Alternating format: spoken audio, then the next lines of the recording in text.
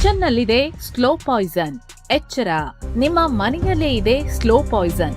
ಹೌದು, ನಾವು ಎಷ್ಟೇ ಜಿಮ್ ಮಾಡಿ, ಡಯಟ್ ಮಾಡಿ, ಆರ್ಗ್ಯಾನಿಕ್ ತರಕಾರಿ ತಿಂದು ಬಾಡಿ ಮೇಂಟೈನ್ ಮಾಡಿದ್ರು ಒಂದು ಸಣ್ಣ ತಪ್ಪು ನಮ್ಮ ಇಡೀ ಆಯಸ್ಸನ್ನೇ ಮುಗಿಸ್ತಿದೆ ಅಂದ್ರೆ ನಂಬ್ತೀರಾ? ನಾವು ಮಾರ್ಕೆಟ್ನಲ್ಲಿ ಕೆಮಿಕಲ್ ಇಲ್ಲದ ತರಕಾರಿ ಹುಡುಕ್ತಿವೆ, ಕಲಬೆರಕೆ ಇಲ್ಲದ ಎಣ್ಣೆ ತರ್ತೀವಿ. ಆದ್ರೆ ಅದನ್ನ ತಂದು ನಾವು ಬೇಯಿಸೋಕೆ ಬಳಸುವ ಪಾತ್ರೆ ಇದೆಯಲ್ಲ, ಅದೇ ನಮಗೆ ವಿಷ ಉಣಿಸ್ತಿದೆ ಅಂದ್ರೆ ರುಚಿಯಾದ ಅಡುಗೆ ಮಾಡೋಕೆ ಬಳಸುವ ಪಾತ್ರೆ ನಮ್ಮ ದೇಹಕ್ಕೆ ಕ್ಯಾನ್ಸರ್ ತರೋ ಕಾರ್ಖಾನೆ ಆಗಿರಬಹುದು.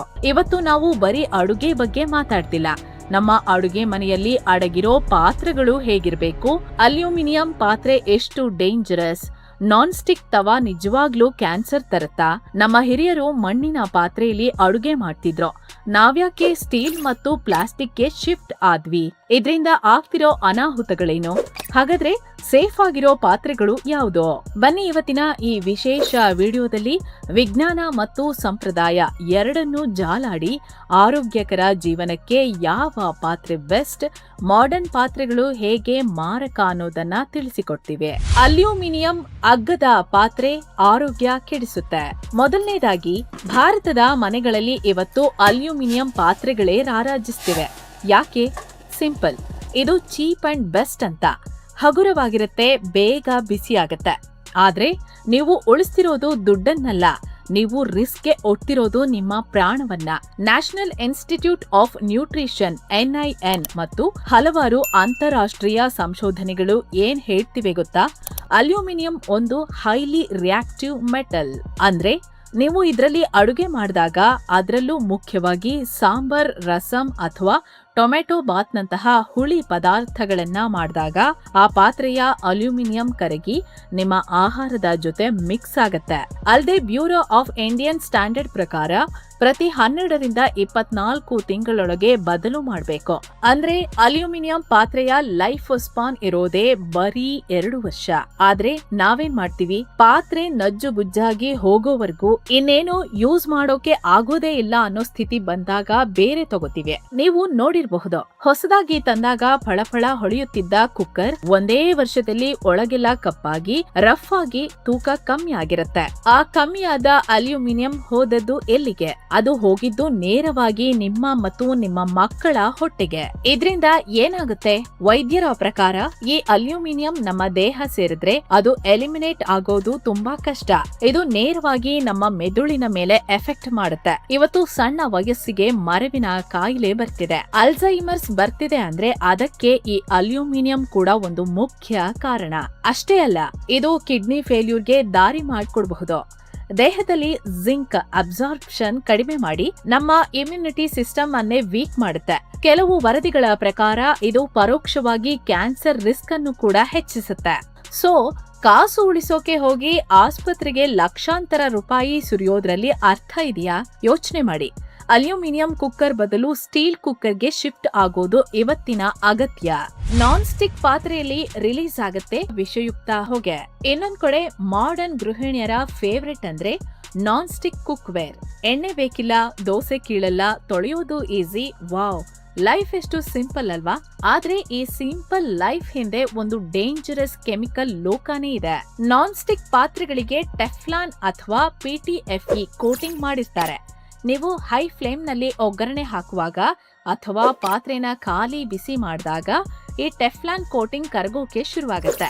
ಅದರಿಂದ ಕಣ್ಣಿಗೆ ಕಾಣದ ವಿಷಯುಕ್ತ ಹೊಗೆ, ಟಾಕ್ಸಿಕ್ ಫ್ಯೂಮ್ಸ್ ಬರುತ್ತೆ. ಇದನ್ನ ವಿಜ್ಞಾನಿಗಳು ಪಾಲಿಮರ್ ಫ್ಯೂಮ್ ಫೀವರ್ ಅಂತ ಕರೀತಾರೆ. ಇನ್ನು ತುಂಬಾ ಜನ ಏನ್ ಮಾಡ್ತಾರೆ, ಆ ನಾನ್ ಸ್ಟಿಕ್ ಕೋಟಿಂಗ್ ಸ್ವಲ್ಪ ಕಿತ್ತು ಹೋಗಿದ್ರು ಪರವಾಗಿಲ್ಲ ಬಿಡು, ಇನ್ನೂ ಸ್ವಲ್ಪ ದಿನ ಬರ್ಲಿ ಅಂತ ಅದನ್ನೇ ಬಳಸ್ತಾರೆ. ಅಲ್ಲೇ ಇರೋದು ನೋಡಿ ಅಸಲಿ ಎಡವಟ್ಟು. ಆ ಕೋಟಿಂಗ್ ಸ್ಕ್ರಾಚ್ ಆದಾಗ ಅದರಲ್ಲಿರೋ ಮೈಕ್ರೋ ಪ್ಲಾಸ್ಟಿಕ್ ಮತ್ತು ಕಾರ್ಸಿನೋಜಿಕ್ ಕ್ಯಾನ್ಸರ್ ಕಾರಕ ಕೆಮಿಕಲ್ಸ್ ನಿಮ್ಮ ಬಿಸಿ ಬಿಸಿ ಅಡುಗೆ ಜೊತೆ ಫ್ರೆಂಡ್ಶಿಪ್ ಮಾಡ್ಕೊಂಡು ಹೊಟ್ಟೆ ಸೇರುತ್ತೆ. ಒಂದು ಕಡೆ ಪ್ಲಾಸ್ಟಿಕ್ ನಿಷೇಧ ಅಂತೀವಿ, ಇನ್ನೊಂದ್ ಕಡೆ ನಾವೇ ದುಡ್ಡು ಕೊಟ್ಟು ಪ್ಲಾಸ್ಟಿಕ್ ಕೆಮಿಕಲ್ ತಿಂತಿದ್ದೀವಿ. ನೆನಪಿಡಿ, ಗೀರು ಬಿದ್ದಿರೋ ನಾನ್ ಸ್ಟಿಕ್ ಪಾತ್ರೆ ಅಡುಗೆ ಮನೆಯಲ್ಲಿ ಇಡೋಕೆ ಯೋಗ್ಯವಲ್ಲ. ಅದು ನೇರವಾಗಿ ಕಸದ ಬುಟ್ಟಿಗೆ ಸೇರ್ಬೇಕು. ಅಡುಗೆಗೆ ಬೆಸ್ಟ್ ಪಾತ್ರೆ ಯಾವುದು? ಇಲ್ಲಿದೆ ಕಂಪ್ಲೀಟ್ ಲಿಸ್ಟ್. ಪ್ರಾಬ್ಲಮ್ ಬಗ್ಗೆ ಹೇಳಿದ್ರೆ ಸೊಲ್ಯೂಷನ್ ಏನು ಅಂತೀರಾ? ನಮ್ಮ ದೇಶದ ಸಂಪ್ರದಾಯದಲ್ಲೇ ಎಲ್ಲದಕ್ಕೂ ಉತ್ತರವಿದೆ. ನಮ್ಮ ಹಿರಿಯರು ಸುಮ್ಮನೆ 100 ವರ್ಷ ಗಟ್ಟಿಯಾಗಿ ಬದುಕಿರ್ಲಿಲ್ಲ. ಹಾಗಿದ್ರೆ ಇವತ್ತಿನ ಕಾಲಕ್ಕೆ ನಮ್ಮ ಫಾಸ್ಟ್ ಲೈಫ್ಗೆ ಹೊಂದಿಕೊಳ್ಳುವಂತಹ ಬೆಸ್ಟ್ ಪಾತ್ರೆಗಳು ಯಾವುದು ನೋಡೋಣ ಬನ್ನಿ. ಸ್ಟೇನ್ಲೆಸ್ ಸ್ಟೀಲ್ ಇದು ಮಾಡರ್ನ್ ಕಿಚನ್ ನ ಆಲ್ರೌಂಡರ್. ಸ್ಟೀಲ್ ಪಾತ್ರೆ ತುಕ್ಕು ಹಿಡಿಯಲ್ಲ, ಕ್ಲೀನ್ ಮಾಡೋದು ಈಸಿ ಮತ್ತು ತುಂಬಾ ಬಾಳಿಕೆ ಬರುತ್ತೆ. ಮುಖ್ಯವಾಗಿ ಇದು ನ್ಯೂಟ್ರಲ್ ಮೆಟಲ್, ಅಂದ್ರೆ ನೀವು ಇದರಲ್ಲಿ ಏನೇ ಅಡುಗೆ ಮಾಡಿದ್ರೂ ಪಾತ್ರೆಯ ಕೆಮಿಕಲ್ಸ್ ಆಹಾರದ ಜೊತೆ ರಿಯಾಕ್ಟ್ ಆಗಲ್ಲ. ಆದ್ರೆ ಇಲ್ಲಿ ಒಂದು ಎಚ್ಚರಿಕೆ, ತೀರಾ ತೆಳುವಾದ ಸ್ಟೀಲ್ ಪಾತ್ರೆ ತಗೋಬೇಡಿ, ಅದರಲ್ಲಿ ಅಡುಗೆ ಸೀದು ಹೋಗುತ್ತೆ, ಪೋಷಕಾಂಶ ನಾಶ ಆಗತ್ತೆ. ಮಾರ್ಕೆಟ್ ನಲ್ಲಿ ಈಗ ಟ್ರೈಪ್ಲೈ ಸ್ಟೀಲ್ ಪಾತ್ರೆ ಸಿಗುತ್ತೆ, ಅಂದ್ರೆ 3 ಲೇಯರ್ ಇರುತ್ತೆ, ತಳ ದಪ್ಪ ಇರುತ್ತೆ, ಹೀಟ್ ಸರಿಯಾಗಿ ಹರಡುತ್ತೆ. ಇದು ಡೈಲಿ ಯೂಸ್ಗೆ ಪರ್ಫೆಕ್ಟ್. ಮಣ್ಣಿನ ಪಾತ್ರೆ ದ ಕಿಂಗ್ ಆಫ್ ಕುಕ್ವೇರ್. ವಿಜ್ಞಾನದ ಪ್ರಕಾರ ಅಡುಗೆಗೆ ನಂಬರ್ 1 ಪಾತ್ರೆ ಅಂದ್ರೆ ಅದು ಮಣ್ಣಿನ ಮಡಕೆ. ಯಾಕೆ ಗೊತ್ತಾ? ಮಣ್ಣಿನ ಪಾತ್ರೆಗೆ ಜೀವ ಇರುತ್ತೆ. ಇದರಲ್ಲಿ ಕಣ್ಣಿಗೆ ಕಾಣದ ಸಣ್ಣ ಸಣ್ಣ ರಂಧ್ರಗಳಿರುತ್ತೆ, ಮೈಕ್ರೋಪೋರ್ಸ್. ಅಡುಗೆ ಮಾಡುವಾಗ ಸ್ಟೀಮ್ ಮತ್ತು ಹೀಟ್ ಈ ರಂಧ್ರಗಳ ಮೂಲಕ ಸರಾಗವಾಗಿ ಓಡಾಡುತ್ತೆ. ಇದರಿಂದ ಏನಾಗುತ್ತೆ ಅಂದ್ರೆ ಆಹಾರ ನಿಧಾನವಾಗಿ ಸಮವಾಗಿ ಬೇಯುತ್ತೆ. ಮುಖ್ಯವಾಗಿ ಆಹಾರದಲ್ಲಿರೋ ಪೋಷಕಾಂಶಗಳು ನ್ಯೂಟ್ರಿಯೆಂಟ್ಸ್ 100% ಲಾಕ್ ಆಗ್ತವೆ. ಇನ್ನೊಂದು ಸೈಂಟಿಫಿಕ್ ರೀಸನ್ ಅಂದ್ರೆ ಮಣ್ಣಿನ ಪಾತ್ರೆ ಆಲ್ಕಲೈನ್ ನೇಚರ್ ಹೊಂದಿರುತ್ತೆ. ನಾವು ತಿನ್ನೋ ಅಕ್ಕಿ, ಬೇಳೆ, ಮಾಂಸ ಎಲ್ಲವೂ ಅಸಿಡಿಟಿ. ಈ ಆಲ್ಕಲೈನ್ ಮತ್ತು ಅಸಿಡಿಟಿ ಸೇರಿದಾಗ pH ಬ್ಯಾಲೆನ್ಸ್ ಆಗತ್ತೆ. ಅಂದ್ರೆ ಅಸಿಡಿಟಿ, ಗ್ಯಾಸ್ಟ್ರಿಕ್ ಸಮಸ್ಯೆ ಇರೋರಿಗೆ ಮಣ್ಣಿನ ಪಾತ್ರೆಯ ಊಟವೇ ಮದ್ದು. ರುಚಿ ಅಂತೂ ಕೇಳಲೇಬೇಡಿ, ಅಮೃತ. ಕ್ಯಾಸ್ಟ್ ಐರನ್ ಅಥವಾ ಕಬ್ಬಿಣದ ಪಾತ್ರೆ. ಇವತ್ತು ಡಾಕ್ಟರ್ಗಳು ಐರನ್ ಟ್ಯಾಬ್ಲೆಟ್ ತಗೊಳ್ಳಿ ಅಂತ ಹೇಳ್ತಾರೆ, ಆದ್ರೆ ನಮ್ಮ ಅಜ್ಜಿಯರು ಐರನ್ ಪಾತ್ರೆಯಲ್ಲೇ ಅಡುಗೆ ಮಾಡ್ತಿದ್ರು. ಇದು ನ್ಯಾಚುರಲ್ ಆದ ನಾನ್ ಸ್ಟಿಕ್ ಪಾತ್ರೆ. ಇದನ್ನ ಸರಿಯಾಗಿ ಸೀಸನಿಂಗ್ ಮಾಡಿದ್ರೆ ಯಾವ ಟೆಫ್ಲಾನ್ ತವಾ ಕೂಡ ಇದ್ರ ಮುಂದೆ ನಿಲ್ಲಲ್ಲ. ವಿಶೇಷ ಏನಂದ್ರೆ ಇದರಲ್ಲಿ ಅಡುಗೆ ಮಾಡಿದಾಗ ಆಹಾರದ ಜೊತೆ ಅಲ್ಪ ಪ್ರಮಾಣದ ಕಬ್ಬಿಣದ ಅಂಶ ನಮ್ಮ ದೇಹ ಸೇರುತ್ತೆ. ಇವತ್ತು ಎಷ್ಟೋ ಜನ ಹೆಣ್ಣು ಮಕ್ಕಳಿಗೆ, ಗರ್ಭಿಣಿಯರಿಗೆ ರಕ್ತಹೀನತೆ, ಅನೆಮಿಯಾ ಸಮಸ್ಯೆ ಇದೆ. ಅಂಥವರಿಗೆ ಇದು ಬೆಸ್ಟ್ ಪ್ರಿಸ್ಕ್ರಿಪ್ಷನ್. ಚಪಾತಿ, ದೋಸೆ, ಪಲ್ಯ ಎಲ್ಲದಕ್ಕೂ ಇದು ಸೂಪರ್. ಹೀಟ್ ಕೂಡ ತುಂಬಾ ಹೊತ್ತು ಇರುತ್ತೆ, ಗ್ಯಾಸ್ ಉಳಿತಾಯ. ಆದ್ರೆ ಒಂದು ಕಂಡೀಷನ್, ಟೊಮೆಟೊ ಅಥವಾ ಹುಣಸೆ ಹಣ್ಣಿನಂತಹ ಅತಿ ಹುಳಿ ಪದಾರ್ಥಗಳನ್ನ ಇದರಲ್ಲಿ ಮಾಡಿ ರಾತ್ರಿ ಪೂರ್ತಿ ಇಡಬೇಡಿ, ರುಚಿ ಸ್ವಲ್ಪ ಚೇಂಜ್ ಆಗಬಹುದು. ಕಲ್ಚಟ್ಟಿ ಮತ್ತು ಕಂಚು. ದಕ್ಷಿಣ ಭಾರತದ ಸ್ಪೆಷಾಲಿಟಿ ಈ ಕಲ್ಚಟ್ಟಿ ಅಥವಾ ಸೋಪ್ ಸ್ಟೋನ್. ಒಮ್ಮೆ ಇದು ಬಿಸಿ ಆದ್ರೆ ನೀವು ಗ್ಯಾಸ್ ಆಫ್ ಮಾಡಿದ್ರು 10 ನಿಮಿಷದ ತನಕ ಸಾಂಬಾರ್ ಕುದೀತಾನೆ ಇರುತ್ತೆ. ಇದರಲ್ಲಿ ಕ್ಯಾಲ್ಸಿಯಂ ಮತ್ತು ಮೆಗ್ನೀಷಿಯಂ ಅಂಶ ನೈಸರ್ಗಿಕವಾಗಿ ಇರುತ್ತೆ. ಬ್ಯಾಕ್ಟೀರಿಯಾಗಳನ್ನ ಇದು ಹತ್ತಿರಕ್ಕೂ ಸೇರಿಸಲ್ಲ. ಇನ್ನು ಊಟ ಮಾಡೋಕೆ ಪ್ಲಾಸ್ಟಿಕ್ ಅಥವಾ ಮೆಲಮೈನ್ ಪ್ಲೇಟ್ ಬದಲು ಕಂಚಿನ ತಟ್ಟೆ ಬಳಸಿ. ಆಯುರ್ವೇದದ ಪ್ರಕಾರ ಇದು ಬುದ್ಧಿವರ್ಧಕ, ರಕ್ತ ಶುದ್ಧಿ ಮಾಡುತ್ತೆ ಮತ್ತು ಹಸಿವನ್ನ ಹೆಚ್ಚಿಸುತ್ತೆ. ಇವೆಲ್ಲ ನಮ್ಮ ಆಹಾರದ ಬಗ್ಗೆ ಆಯ್ತು. ಇನ್ನ ನಾವು ಕುಡಿಯೋ ನೀರಿನ ಬಾಟಲ್ ನಿಂದ ಏನೆಲ್ಲ ಪ್ರಾಬ್ಲಮ್ ಆಗುತ್ತೆ ಅಂತ ನೋಡೋಣ. ನೀರು ಕುಡಿಯೋ ಬಾಟಲ್ ವಿಷವಾಗ್ತಿದ್ಯಾ? ಊಟದ ಪಾತ್ರೆ ಸರಿ ಹೋಯ್ತು, ಆದ್ರೆ ಕುಡಿಯೋ ನೀರು? ನಾವೆಲ್ಲ ಎಲ್ಲೇ ಹೋದ್ರೂ ಕೈಯಲ್ಲಿ ಒಂದು ಪ್ಲಾಸ್ಟಿಕ್ ಬಾಟಲ್ ಹಿಡ್ಕೊಂಡು ಓಡಾಡ್ತಿವಿ. ಒಂದು ವಿಷಯ ಗೊತ್ತಿರ್ಲಿ, ಪ್ಲಾಸ್ಟಿಕ್ ಬಾಟಲ್ ನಲ್ಲಿ ನೀರು ಕುಡಿಯೋದು, ಅದರಲ್ಲೂ ಬಿಸಿಲಲ್ಲಿ ಇಟ್ಟಿರೋ ಬಾಟಲ್ ನೀರು ಕುಡಿಯೋದು ಅಂದ್ರೆ ನೇರವಾಗಿ ವಿಷ ಕುಡಿದ ಹಾಗೆ. ಹೀಟ್ ಆದಾಗ ಪ್ಲಾಸ್ಟಿಕ್ ನಿಂದ BPA, ಬಿಸ್ಫೆನಾಲ್ A ಅನ್ನೋ ಡೇಂಜರಸ್ ಕೆಮಿಕಲ್ ನೀರಿಗೆ ಇಳಿಯುತ್ತೆ. ಇದು ನಮ್ಮ ಹಾರ್ಮೋನ್ ಬ್ಯಾಲೆನ್ಸ್ ಅನ್ನ ಹಾಳು ಮಾಡುತ್ತೆ.